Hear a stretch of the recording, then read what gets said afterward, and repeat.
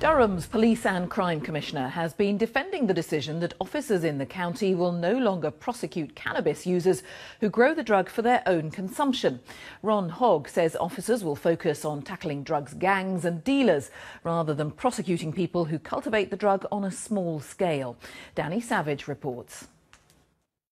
A cannabis plant bigger than the Durham police officer who seized it. But the 51-year-old who grew this was given a caution and not prosecuted. It means that scenes like this could be increasingly rare. Large-scale growers will still be prosecuted, but the Police and Crime Commissioner here has today confirmed that small-scale cannabis growers will have their plants seized but are unlikely to be taken to court. Are you going soft on drugs? Absolutely not. The community say we want to tackle the organised crime gangs, and we do that very vigorously.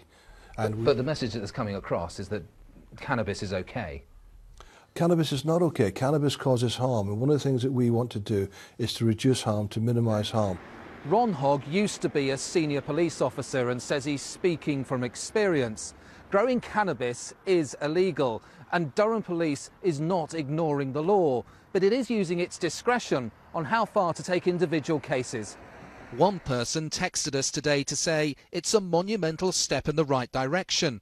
And on Facebook and Twitter, people said, sounds like a common sense approach, and crime will shoot up. So what's the next step? Smoking it in public? Crazy.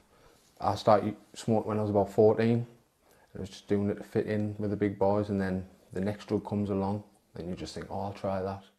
And this recovering addict agrees with that last sentiment.